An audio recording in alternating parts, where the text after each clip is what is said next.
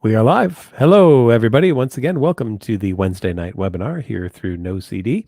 NOCD is a downloadable app that you can get on Google Play or iOS. You can utilize the app to get into the NOCD platform. The NOCD platform has the largest, by the way, collection, grouping, how shall we say, gathering of people with obsessive compulsive disorder and people who love those with OCD in the world. And you can also access the NOCD teletherapy services through the NOCD app as well, too.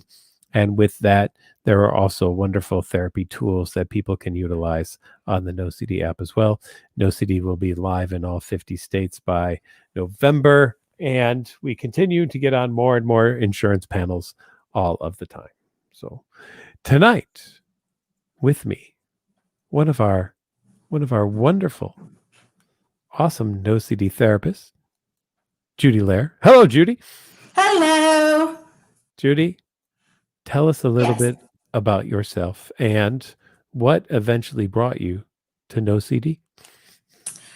I have been counseling folks for 18 years, and anxiety disorders have always been my area of expertise, specifically OCD. So from about 6 months in, after I finished graduate training, I had my first person come to me and say, I have OCD, I know it, I've been diagnosed, here's how it presents.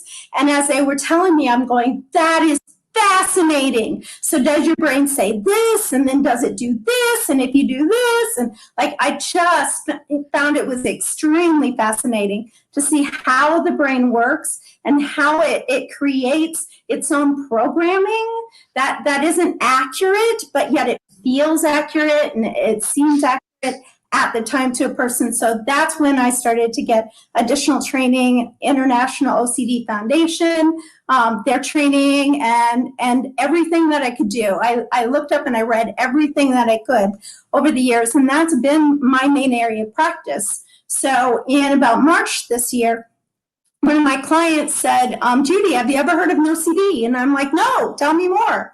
Not them. And so the next day I looked NOCD up, and I'm like, I know people that are on there from the background of all the years that I've had. And I'm like, I want to be a part of this organization, because helping people understand OCD, getting that message out to people who suffer, as well as people who want to be helpful and love and care for them, and the medical and mental health community has always been a platform that I've had. So the next day I sent an email and said, hey, I'd like to talk to you guys about it. And within less than 24 hours, I got an email back. We want to talk to you. And that was about it. So a week later, I talked to Dr. McGrath and a couple other people, got on board, and I am loving being able to help people through this program. It's really rewarding, both sides of the camera. Yeah. You don't know this, but I had a chance to talk to one of the patients you treated through NOCD earlier today. Okay.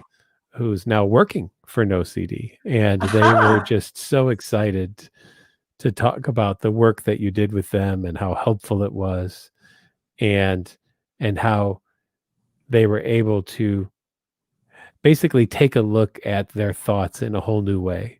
Mm-hmm. And to recognize that they didn't have to give so much more importance to everything that popped in their head. Right? I love hearing that. Yeah. So that was really neat. And maybe they'll jump on board tonight and make a comment. I think they're going to be watching. So we'll see if they do. That would be awesome. All of our 8 million every night, every week we do this, we hit about 8 million listeners, of course, because it's the most popular show on Wednesday nights here. But all of our millions and millions of it's the most educational. Well, you got that. Yeah, of course. That's for sure. I have consistently found whenever I have guests on, but I think it's always good to repeat. We'll go through a bunch of comments and questions tonight that will be coming up on the chats that are over to, well, for me, my right. I don't know if they're on your right.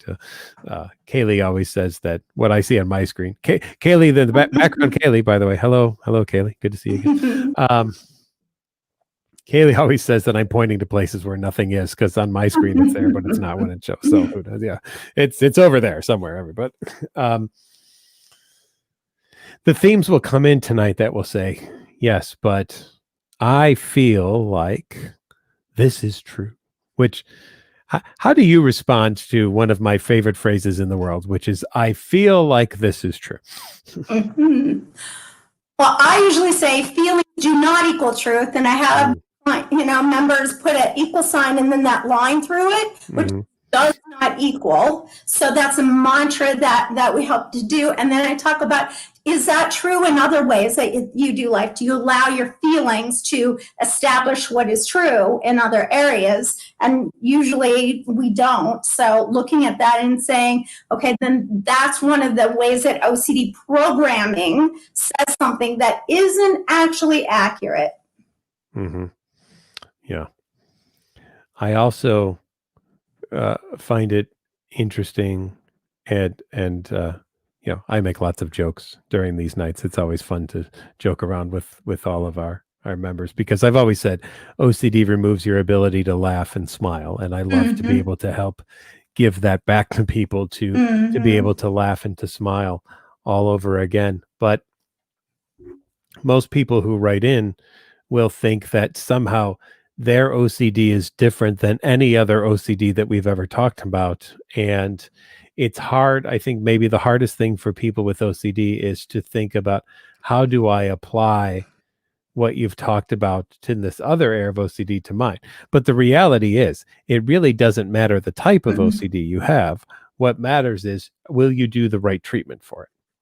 Yep. It's all about having a strategy that is going to get you to go, where you want to go in life and the quality of life that you want. The strategy of doing the compulsions and agreeing with it and trying to replay and analyze and protect and safety seeking. And if that strategy is getting you to the quality of life that you want, then you're not going to be calling us. But strategy doesn't work. That we know that strategy doesn't work. So changing strategies is something that just makes sense. We do that again in other areas of our life. If one strategy is not getting us to the quality of life that we want to do, then we use a different strategy and we work on the core underlying barriers, which are belief systems and feel like the feelings equal truth, that are keeping us from using a healthy strategy. Mm-hmm. Always fascinating stuff, isn't it? That you won't get bored treating OCD, by the way. No, that's where we clinicians laugh, because I think we said together one time, like, if anybody came and looked at our computers, like, I have notes all over. How do I spell pedophile? I never get it right, so I have a on my computer to make sure I spell it right, in my notes, and other things that I've searched for, with numbers on my computer. Is very interesting. It's very custom to each person, but yet we use the same strategy. We customize it to each member's particular way it manifests, but the strategy is always the same. Yeah. Well, let's pepper in some comments and questions, shall we, tonight? Sure. And take a look, and we'll see. Our first one here says, I have suicidal OCD, so it gives me constant intrusive feelings of depression. To treat it, I tell myself I may have depression, but the intrusive feeling persists. What am I doing wrong? Got anything on that one, Judy? Because I have some ideas, but... I usually want to see what is the underlying core fear. So while it may come out as depression, the suicidal piece is, what does that actually mean? What are you worried is going to happen? You're going to leave your family, or what is the negative thing underneath? Because if you don't zoom in to the actual root of the core fear, then you're kind of treating things on the side that actually don't really affect the ability to do the ERP in a successful way.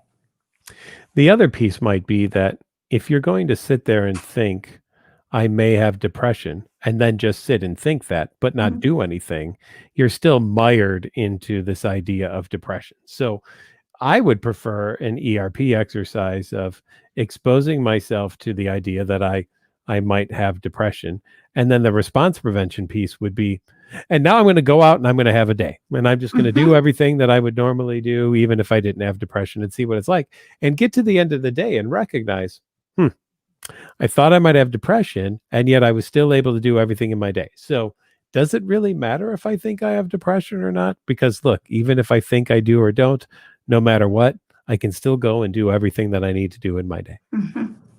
Yep, moving along in life and being able to say, I'm gonna do an experiment. We talk a lot about experiments. Let's experiment and see, do something, see how it goes, see how you feel in the midst of it, instead of all that anticipatory worry. Yeah. How would someone, both as a sufferer or as a family member, determine if concentration troubles are due to OCD or ADHD or both? Well, I would say the easiest way to take a look at it is if there are obsessions and compulsions, then it's OCD. If there are not obsessions and compulsions, then maybe it's ADHD. But there are so many people who are misdiagnosed as ADHD who had OCD because they weren't paying attention in school. But the reason they weren't paying attention in school is they were experiencing obsessions and doing mental compulsions. And it looked like they had ADHD, and they might have even been given a stimulant and then got worse and felt even worse over time.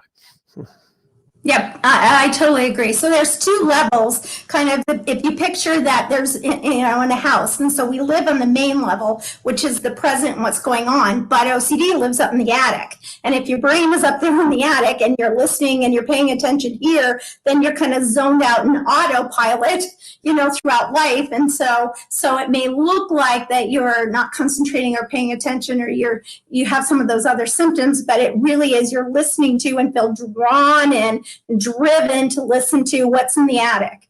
Yeah.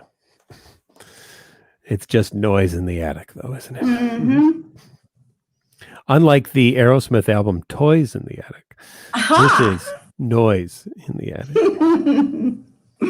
which is a really crappy album, by the way. Noise in the Attic is a horrible album. Unlike Toys in the Attic, Noise in the Attic is a horrible album. Can response prevention also be considered an exposure in a way? For example, going through your day without doing compulsions, isn't that exposure to your perceived risks?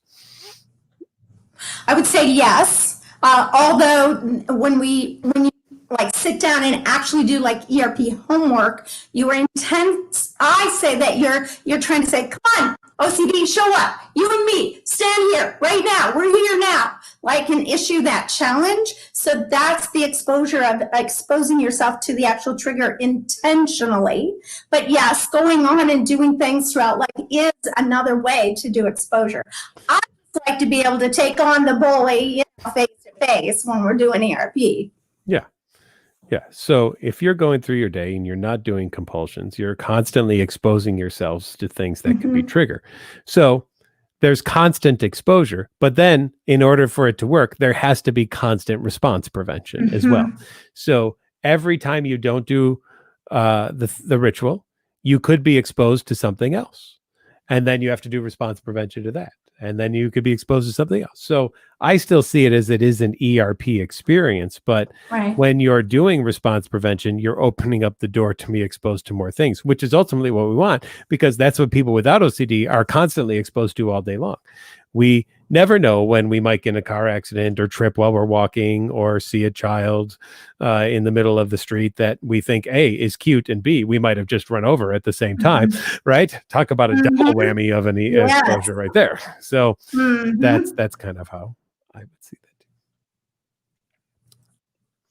I've had success with my contamination OCD. I'm still triggered, but it's less frequent and often less severe. I would love to get to a point where I scan for triggers and have, I'm thinking they meant to say no anticipatory anxiety. Any advice? Yes. I don't believe that our goal is to have no anticipatory anxiety.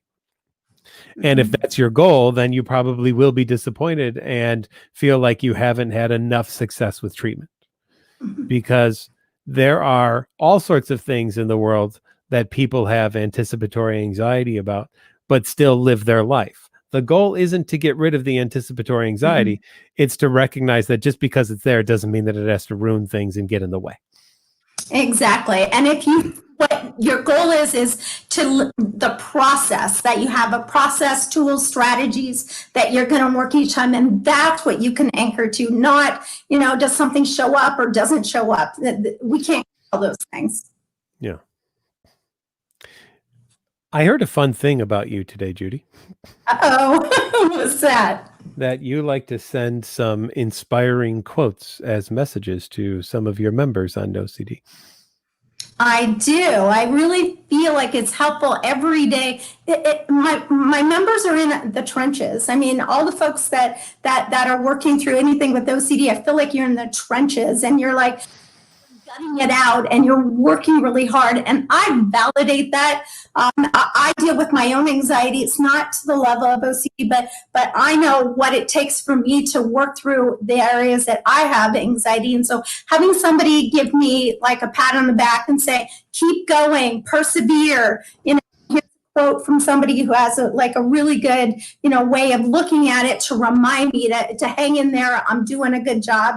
Just help somebody knows I'm working hard today, because there's not enough people out there that understand how difficult it is to be in your head and to not do the compulsions and yet be able to, stand back and sit in it and feel all of it, but not do the thing. Like there's not enough folks out there that understand that struggle. It's like a tug of war struggle. I just want to validate that for my members every day. Well, maybe you could share with us some of those quotes that you've shared with some of your members. Sure. Let me pull up my document where I keep some of them down so that I can remember the good ones that I like. So I would say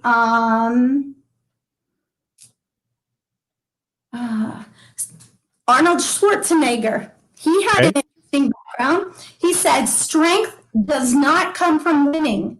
Your struggles develop your strengths. When you go through hardships and decide not to surrender, that is strength. Ooh, I like that. I like that one. And then Christopher Reeve, he played, the superhero, and then he ended up in a wheelchair. And I like what he says, which is a hero is an ordinary individual who finds the strength to persevere and endure in spite of overwhelming obstacles. I like that. So a lot of mine are about the perseverance piece of it. That to me is a superhero, part that we want to put a cape on and stand firm, superhero stance. I teach my members to stand there in that, in the midst of when they're the response prevention of letting, the intrusive thoughts and the worries and the anxieties blow like a big storm around them. Their superpower is to persevere by just standing there and waiting, just waiting until it all calms down. I like to quote once that I heard, to pull a strength quote, because those are fun ones. The only way to be brave is to first be afraid. Mm-hmm. Right. Yep, that's an excellent one. Mm-hmm. And then I've been having ones lately about haunted houses. Oh. Habituating haunted houses. And so the idea of that every time you go through a haunted house, it's so scary the first time. If you can get yourself in the door and keep walking and not run back out, but keep walking through, and then you come back around and go through again, and then you come back and go around through again. By the 10th time, you're probably like looking around, like laughing, saying, oh, I know what's coming next. And that's fake blood over there, or whatever, that kind of thing is. So that ability to keep yourself going through it. And I like the picture of a haunted house. Yeah. I always wondered what an OCD haunted house would look like, like in this room, everything is at a 78-degree angle, none of the pictures are straight on the wall. That would be. And the next room is all sharp objects and pointy needles and, the scissors and Yeah. And in this room, it's just filled with potholes that may not have a body in them or something. There'd be lots of interesting things. What tips do you have for doing ERP for compulsions that are reversed? Meaning, if I don't do the compulsion at any moment, the OCD will figure something out to link it to. Well, that's just that OCD being a pain in the butt, isn't it? Just deciding, well, if you don't do that compulsion, then this means that, and this means that too, which is just the opportunistic aspects of OCD, which will take advantage of anything that it possibly can to try to scare you more than you already are about something as a way to try to convince you to do the compulsion. Right. And oftentimes that they're based on your character. What kind of person are you if you do or don't do something? Are you gonna, let a person die because, you didn't turn around or whatever kind of thing. So it's very often OCD, it points at your character. What kind of person are you to do something or not do something? And it's just one of those, it's like a bait. It's got a piece of bait out there that it wants you to, come and take and then, go down that road and stuff. And so learning how to, back up and say, yep, I know what that is. I know that's, how OCD works, and I'm not going to take the bait. Yeah. Alicia asks, I have OCD and hoarding tendencies. How do I go about sorting items I may need to get rid of? Judy, I don't know if you knew this, but I was one of the hoarding therapist, TV show therapist people. So I did several episodes of Hoarding Buried Alive for the Learning Channel. And so it's funny. Every once in a while, one of my friends will call me like, you're on TV again. Oh, cool. So I was actually on A&E, the first hoarding show. You were? I wasn't on the actual show, but the first client that they had on it, they sent to me afterwards. Oh, awesome. To work with. So I have a little bit of background. You have it too. Oh, that's great. I was actually on TV about hoarding issues in Ohio, where I used to live. Wonderful. Years ago. So you and I have that background together. You got that background.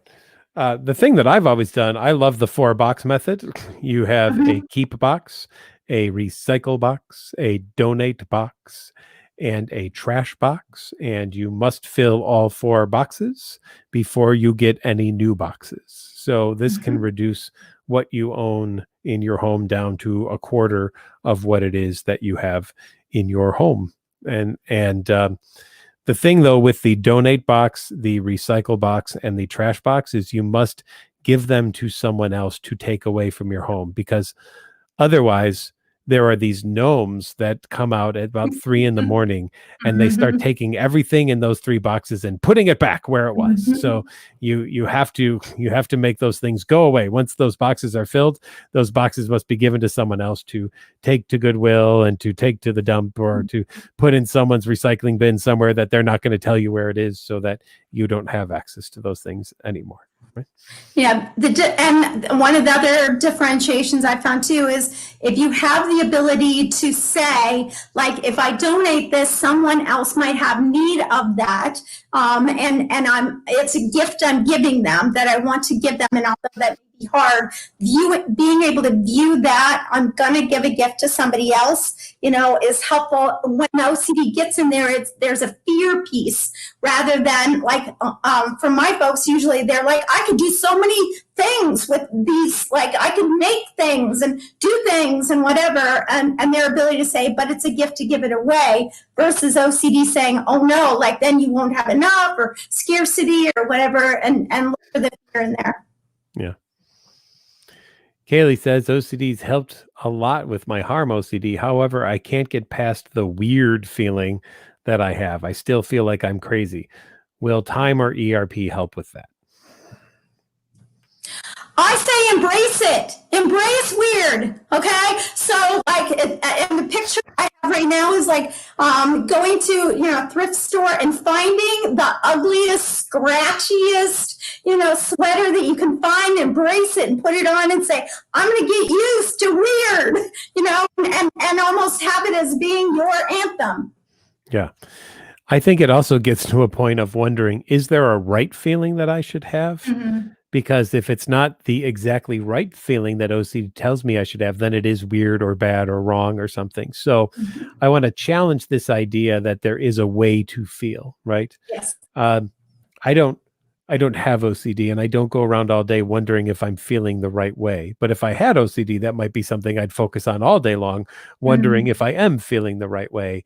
And I don't, uh, there are days that maybe I feel weird or sad or happy or whatever, but that doesn't interfere with my life. But it would if I had OCD, because then I wouldn't be feeling the way that I think I'm supposed to be feeling, which is always the opposite of whatever it is I'm feeling right now. Right. So that's how I'm supposed to be feeling. So maybe the concern is more on the idea that I'm supposed to feel any certain way whatsoever. And maybe I could just feel how I feel and be okay with how I feel. And that's where I try to find my inner teenager. So as an inner teenager, you don't want anybody telling you anything and tell you, what you're supposed to do or what you're supposed to feel or whatever. I don't want OCD, my anxiety telling me or telling my members, what they're supposed to do. So I want them to get their inner teenager and get a little rebellious, and say, there's no right or wrong. I'm just going to feel whatever I feel and just go with it. So there you go. Bringing that teenager out. I like that, Judy. I like that a lot. Once recovered, can we become OCD therapists? Sure. Do we need a degree for it? Yes. Well, then there are also peer support specialists who you don't need a degree for that. There's training that you would still have to go through, but if you want to be a counselor and you are a doctor or psychologist or licensed, then you would need some training and you would do college and graduate school for that type of work. So I don't know, what was your kind of career path, Judy, into getting into all of this? So I was interesting. So I don't have a bachelor's degree. I have 3 associate degrees. Okay. And I don't think that I even took a single psychology class. Until I got to grad school. And so I actually was on the other side of the couch working on my own anxiety issues, for a while. And I really felt like it got about a year and I'm like, I think I can do this. I think I can help somebody else. But at that point in time, I was a single mom. I was actually going through a divorce at the time. And I'm like I'm not ready to do all of that. Plus, I can't finish like a bachelor's degree and then go on to grad school. So my counselor just recommended, again, say, try it, try and see, apply, see what happens. And it turned out that the college I applied to allowed for work credit. And so they had me do some classes ahead of time just to make sure I could do graduate level work. And then they allowed me to do the master's in counseling. So I did that as a single mom, driving a couple hours every week and then being at baseball games for my son and working full time. And it was a lot. But, I made it through. I loved it. And then I established my own private practice, which I've loved. And I still worked part-time for a while in the corporate world, and then eventually decided to take a risk and do my practice stepping out. And it's been amazing. I'm really excited. So the diplomas I have on my wall is 3 associates and a master's. There you go. All right. Very good. And I did it in many ways. Mine was in some ways out of ignorance, because I knew at 13 I wanted to be a psychologist. I was like the neighborhood kid who people would call and say, so I know so-and-so said you talked to them once and you gave them some good advice. So can I? And I'd be like, okay. Yeah.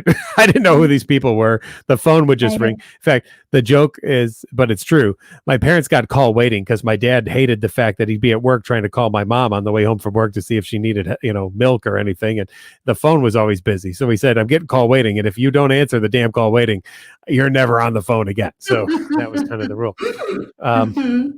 And I just knew from TV shows and things that if you did counseling like that, you were a psychologist. So I just thought, okay, well, then I'm going to be a psychologist. And so that was just in my head that I'm going to become a PhD psychologist. And so that's what I did. And I went straight through. I did my bachelor's, my master's, my doctorate, and then a postdoc. I did 12 years of college and training. Wow. And so finally at 27, I got my license, my degree, and then started working as a postdoc, and there we were. So straight on. My OCD has worsened my guilt. What should it do? but I'm assuming that means what should I do? Well, of course, OCD's worsened your guilt. Why wouldn't OCD worsen your guilt or any other negative emotion like shame or disgust or anything? OCD uses those things as fodder against you and tells you, hey, now, if you don't want to feel that guilt, just do what I tell you to do, and then everything will be okay. But if you don't do what I tell you to do, you're going to feel more guilty. So guilt is used against you by OCD. I mean, OCD has no shame whatsoever. OCD will take anything that it possibly can to use against you to get you to do what it wants you to do. Because OCD doesn't care about you or your mom or your dad or your wife or your husband or your kids or your job or your school or anything. OCD only cares about OCD. That's all it cares about. Yep, I agree. So learning how to be able to say, and that's where, again, I use kind of the teenager superhero, like, you are not going to tell me what I can and can't do and what I should feel and whether it's true or not. And I'm just going to stand here and you can shout all that stuff at me. I will feel it, but I'm just going to wait you out. So I use the analogy of a wave. So if you're at the shore and you're watching the waves build, they build, and you're waiting, there's a little tension. When is it going to break? When is it going to break? Wait a little longer, wait a little longer. Okay, it crested, but even then you got to wait just till it comes down. Whoo!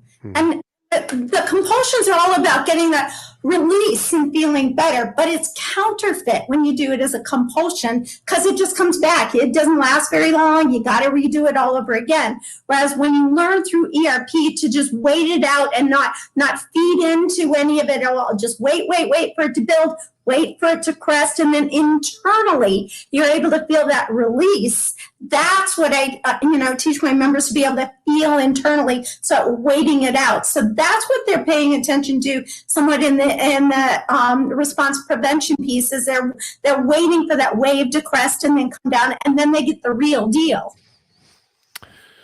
Tonight's webinar, Wednesday night webinar, brought to you once again by NOCD. NOCD, a downloadable app you can get on Google Play or iOS. You can also utilize the NOCD platform to access our community. It's the largest community of people with OCD in the world.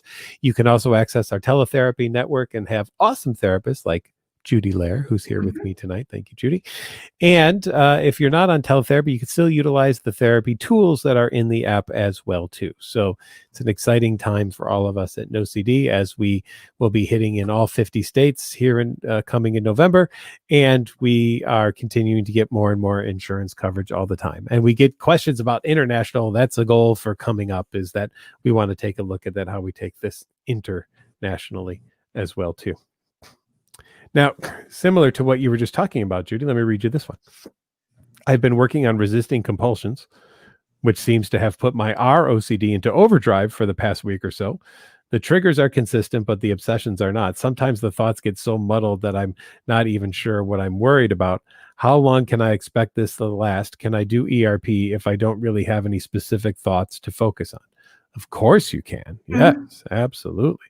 Because there's feelings to focus on, there's urges to focus on, there's images to focus on. And Judy, I think this is exactly what you were talking about with the wave idea, that, this gets worse before it gets better. Yes. And boy, that's something that I always have to try to teach people, is the idea that people come into therapy and they have this notion that once I start therapy, I should start feeling better. No. Once you start therapy, you're probably not going to feel better. You're probably going to feel even worse a little bit when you start therapy. Why? Because I always describe this. OCD is a kid in a candy store throwing a tantrum. And when you say no to OCD, it's going to be like, oh yeah, well, take this. And then it's going to rear it. And then you're going to have to say no. And it's like, oh yeah, well then take this. And then eventually it's going to say, crap, they're not giving in anymore. All right, fine. I guess I'll go away. Yep, totally. I agree, which is why with each member, I try to find some type of metaphor, whether it's a superhero or the teenager or I love my football. I'm a big sports fan, love my Steelers. Yay. And so, I'll use sports analogies if that's appropriate with the member, whatever. Find something that you can have both as your nemesis, who is your nemesis, and put, name that as OCD as your nemesis. And then you were like, it's a good and bad, thing going on, and your ability to stand there and wait it out. You just wait it out no matter what it tells you, no matter what it throws at you, no matter how it feels. You're just like, my superpower is to wait you out, because I know you are going to shut up eventually if I wait you out. Yep. But you have to be willing to sit through the uncomfortable period of waiting it out. And it is not a comfortable period. We all admit that. Everybody will tell you that it is not a comfortable period, right? But guess what also is not comfortable? Going through withdrawal from alcohol or drugs. Yeah. So you can wait out that discomfort, or you could just keep using drugs and drinking alcohol, or waiting out the period of coming off of cigarettes, or so you could just keep smoking so that you don't have to go through that discomfort, right? Or the discomfort of chemotherapy. You have to wait that, or you could just stop chemo and say, well, I'll just let the cancer go because I don't want to go through the discomfort of chemo, right? There's all sorts of things in our life that feel really crappy for a while before it starts to get better. OCD treatment is no different than any of those other things.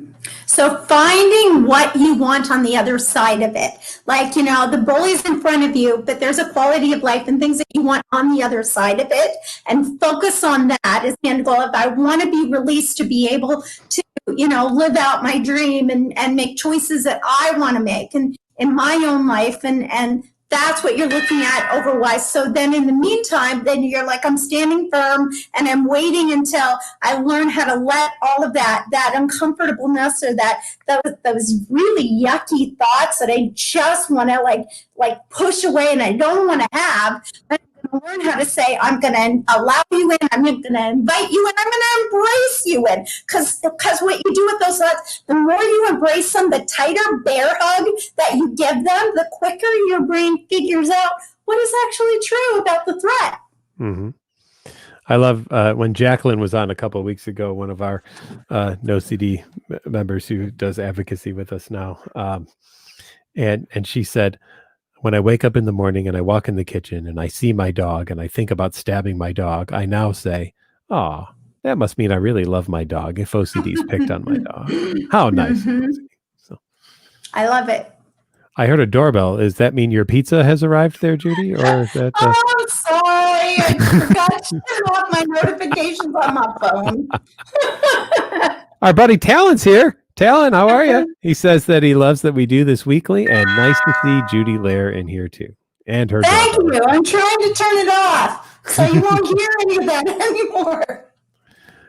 anymore. Horror Fan for Life says, how can I cope with an episode I'm having regarding an alcoholic blackout I had this weekend?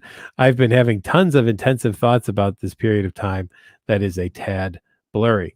Well, I'll tell you what. I can't remember everything I did yesterday, so I'm wondering now if maybe I've killed someone and I just don't remember it. How about you, Judy? Do you remember everything you did this weekend? Nope, can't be. I usually say there's a dash cam that OCD tries to say you should have a dash cam in your brain. You should record everything. You should be able to replay it back and remember specifically, exactly every single thing. And I'm like, that is ridiculous. That is not true. That's not how it works. I don't even want a dash cam in my head. Like, no. I have no clue what happened. Honestly, just move on. I don't remember Sunday right now. I'd really have to think about it. So I'm wondering when the police are going to show up, since right now I can't remember Sunday. I'm sure I did something awful and horrible and probably arrestable. So, if you hear a doorbell on my end, not Judy's doorbell, maybe that was my doorbell and the police are waiting for me upstairs to arrest me for something I might have done this weekend, because I can't even remember what I did on. I seriously, at this point, I don't even know what I did on Sunday. I'd have to. Yeah, I don't. Nor do I care at this point either. But right. Yeah. So I know I guess, sometimes it feels like that maybe we're playing this off a little, nonchalantly, but we're not. Right. of us are, we know that these are things that OCD bring up. And one of the best ways, strategies you can deal with it is just to make silly fun of, what OCD is saying, and saying, yeah, maybe that happened. I don't know if it does, and make the story bigger. I talk about make it a big dramatic story, and maybe like everything in the world happened, it was your fault and you did it all, and making it a big story helps your brain more quickly figure out what is actually true about all this. Yeah. That goes with this one. I have contamination OCD, and sometimes I have a certain thought that I have that is OCD and I know is ridiculous. But how do I convince myself not to act on that thought, knowing that it is ridiculous and that it is OCD? Now, maybe here the mistake is this: having to convince myself not to act on it. Like, I have to be 100% sure. How about just embracing the doubt of going, I have no idea what's going to happen here, but I'm going to run this as an experiment and test it out and see what happens. That might be the best way to go first. Yeah, totally agree. It takes the pressure off. So think about it. If you have all this pressure on you to like figure something out and know something and know how to do it and do it perfectly, like oh my gosh, like I can feel like I'm being smothered by all of this pressure, and taking it off says, I don't know anything about anything. I have no idea if it works that way or doesn't work that way, or if I should or if I shouldn't. It pushes it off so that you can stand firm, stand empowered, stand tall, and that's a better strategy to do life, to be able to see the context more clearly about what along the way of like, how do I want to live? The other thing that I wonder is that if the belief is that I have to convince myself first not to act on something, isn't that a step that OCD is trying to throw in there? Now, before you don't do it, you must convince yourself not to do it. And what if we just skip the convincing self and we just agree, all right, I'm just not going to do it. And I don't need convincing on that experience. That might be correct. Correct. There's some things in life, like think about, all of us probably have some kind of, usually in January, are, how am I going to, do life differently this year kind of thing and stuff. And the way that it works mostly is if I just already decide I'm getting up, every morning and going to the gym. It's on my calendar. I just do it. I don't think about it. I don't go through the decision-making process every day. It's there, do it. Yeah. But boy, those first 2 weeks of working out suck. Yes, they do. But seeing the end goal, feeling like I'm feeling like empowered, look at me, I'm like lifting more weights. There you go. And the only way you build muscle is to rip it apart and tear it down. Right? So how do you build strength against OCD? Well, you might feel like you've gone through the ringer and you've been torn apart and ripped apart and everything like that. But that's how you come out stronger in the end, is by doing the exposure and response prevention and going through that difficult experience. And in the end, coming out of it going, yeah, well, look at that. I did it. I handled it. Right. Can NOCD therapy help with tinnitus or tinnitus, not making the sound go away, but helping with the distressing reaction to it and the fear that it's never going to get better? So there is cognitive behavioral therapy for tinnitus. And what I would do is search out a therapist who has had training specifically in that. And there are people out there that do that. NOCD therapy specifically would really be for obsessive compulsive disorder. And I think there would be a lot of similarities between what we would do with NOCD therapy and tinnitus or tinnitus therapy, but there would be added things with tinnitus as well too. Now, that's from Anthony. Anthony, I can feel your pain. I've had tinnitus for 25 years. For me, it's as if someone took a rock, put it on the church organ's highest note, and left the rock on there, and then just walked away. And I've heard the exact same note for the last 25 years. Constantly. It has never stopped in 25 years. There's not been a moment of silence in 25 years for me. But it is loud right now because we're talking about it, but I guarantee in a few minutes it will fade into the background, so that even though I'm hearing it, I won't be paying attention to it. And there's a difference between hearing something and paying attention to something. And that's a big piece, I think, for OCD as well, too. You may hear these things all day long in your head about, hey, what about this? And what if that? And blah, blah, blah. But you don't have to pay attention to them. And the example I always give, and I've given it on here before, is if you have a really loud clock in your house and it goes tick, tick, tick, tick, after a while, you don't hear it because you're so used to it. But then someone comes over to your house and they go, man, that is a loud clock. And suddenly you hear tick, tick, tick, tick. You were always hearing it, but you weren't always paying attention to it. And that's what we want. That's the process of habituation too. Yeah. Because as you do ERP, we're hoping that that's what will eventually happen, is the part of your brain that knows what's the threat and what's not a threat, brings the threat level down. Is just like a noise. It's not a noise that you have to focus on and pay attention to because there's no threat involved. And once we remove the threat piece, then it can just be part of the surroundings. Yeah. Hey, guess what? Jane, another one of our therapists, has joined us here. Hello, Jane from NOCD. How are you? Oh, you're on mute there, Jane. You gotta unmute yourself there. So there. Oops, there we go. So let's get that. Let's see if I can unmute Jane. There you go. There we go. Hey, welcome, Sorry. Jane. Good to have you here. Thank you. Coming in late, but coming in nonetheless. Coming in late, but coming in strong. That's what we say. So, yeah. So I heard the last bit of that. Is it just the three of us, or is It is. Well, and all of our 71 million listeners, the number in the corner there is per million. So there's 71 million listeners tonight to the NOCD feed. So that's really exciting. Wow. We have that many people. Excellent.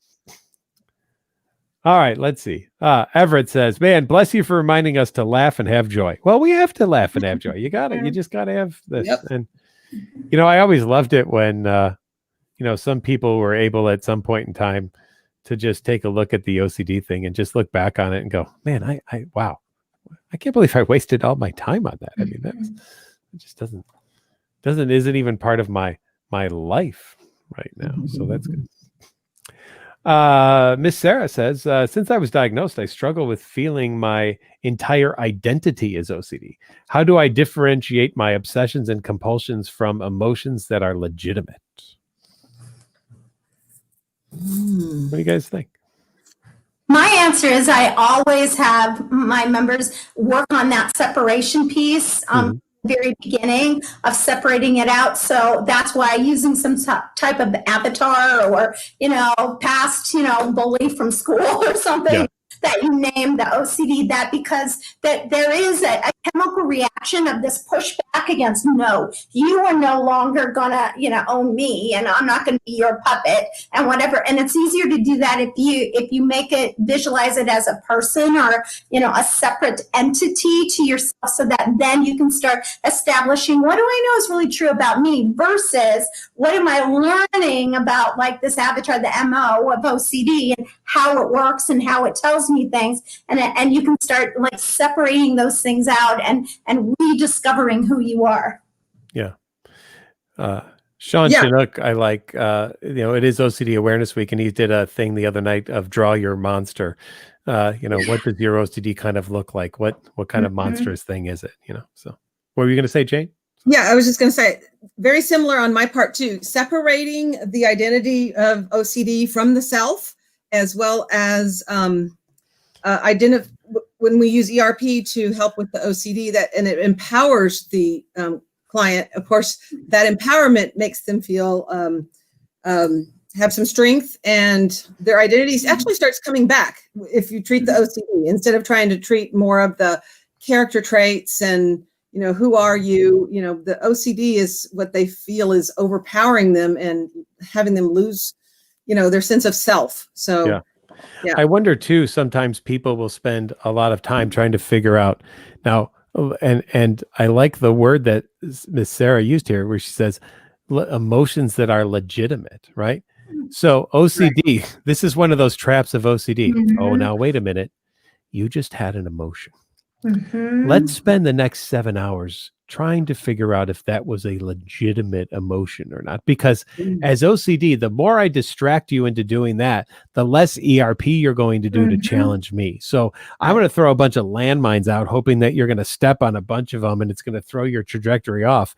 Because if your trajectory is to get rid of me, I don't like that trajectory. So I'm going to do all that I can to interfere with you getting rid of me, because my goal is to stick around forever and make sure that I'm being fed all the time and that I'm the number one most important thing in your life, more than anyone or anything else is. Right. So people without OCD, I guarantee you, do not sit around all day wondering if their emotions are legitimate. They just have emotions. Right. But people with OCD, that's an OCD statement right there. Was that a legitimate emotion or not? Right. Yeah. Emotions can be deceiving. Yeah. Let's see. How do I do? Let's see. In the middle of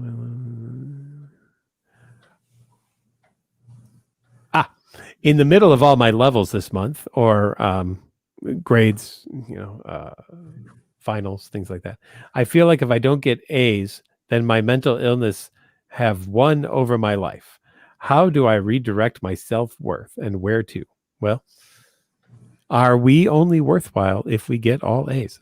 And if that's the case, I should not be your therapist, because I did not get all A's in college. I did not graduate with a 4.0.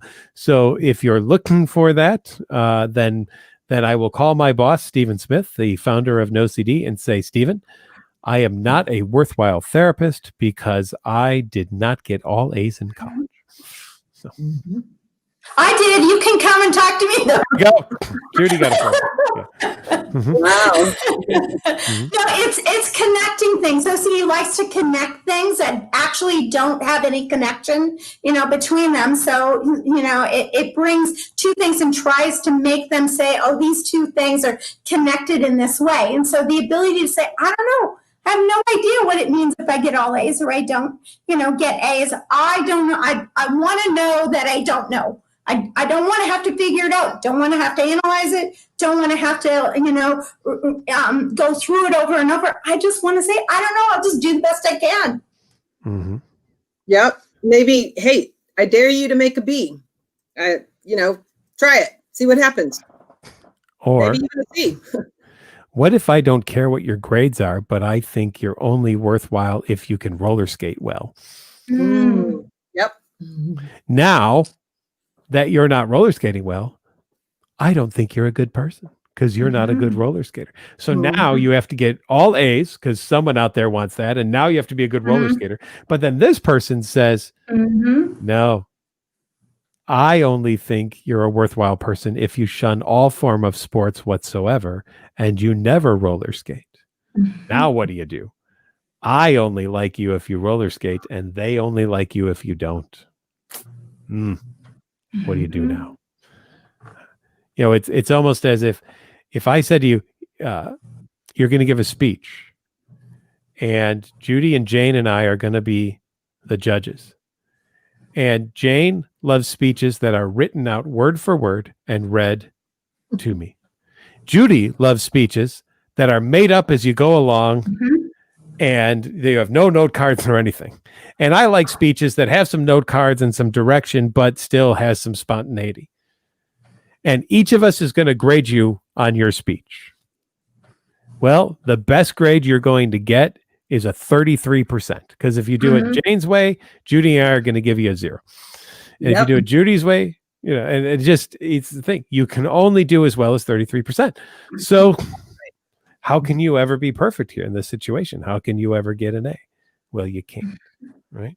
And so the other piece is, guess what? No patient has ever asked me what my GPA was. You know why? They don't care. They want to know that I'm trained in OCD. That is what the most important thing is. So that's what we work on. That's the most important thing.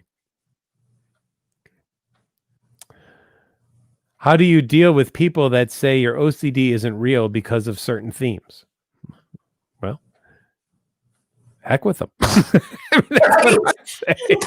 Send them to, NOCD website or the International OCD Foundation website, or just say, well, if people thought that the world was flat too, Yeah. And there still are people who think that, by the way. So there's always going to be people who disagree, but just because there are people that disagree doesn't mean that what you think isn't real or legitimate. Okay. Yep. And that's just something to really, really know about.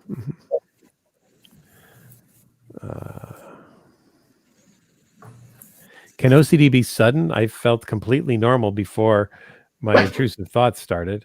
No childhood symptoms either. Is it a rapid onset normal? I'm 19, by the way. Well, we saw that with our founder, Stephen Smith, who talks about his journey into OCD and how it was between his sophomore and junior year. He was hit with just intrusive thoughts, and it led him to have difficulty going back to school and playing football and everything. So yes, absolutely, OCD can have a very sudden onset for people. There's no doubt about that. Okay. How's our time? Oh my, 4 minutes left. Oh my gosh. We're coming to 4 minutes here. So, let's see. We have one. We'll get to one final question.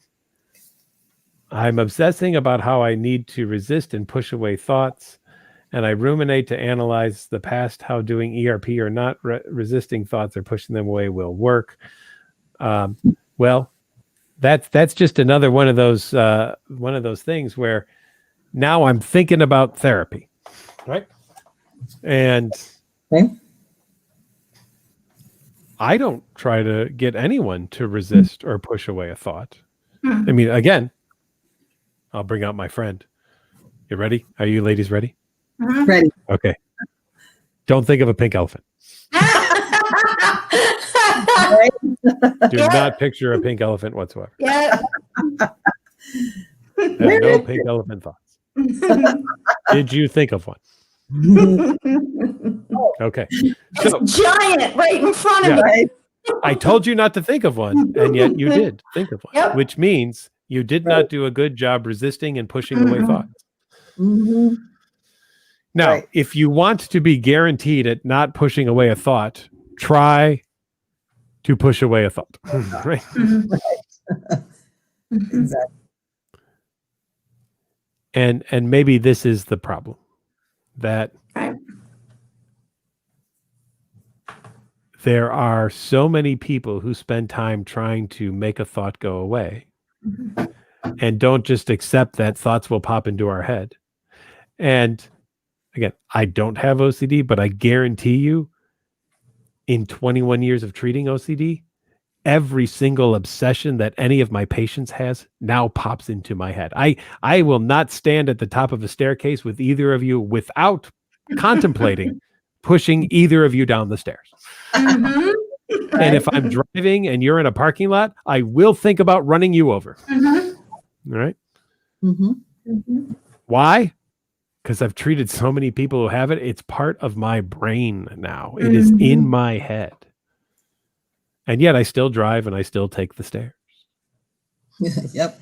So just think it's really creative. Like, I've talked to several of my members who are, like writing, and that sort of kind of thing. And like, let's write the best horror story you can. Let's think of all the terrible, ways that your OCD shows up, and let's write them all down and make a really good horror story. Maybe you can sell it to Hollywood and make some money. All right. I'll go off of that. What Judy just said. There's a quote from Carl Jung. I'm sure, Patrick, you know this. What we resist persists. Embrace it, and it will resolve. So go toward it. Lean into it. Embrace it. It will dissipate. But you got to go there. Right. Well, once again, all of you, thank you for joining us. This podcast, webinar, whatever the hell this thing is, who knows? This webinar brought to you by NOCD. NOCD, a downloadable app you can get on Google Play or iOS.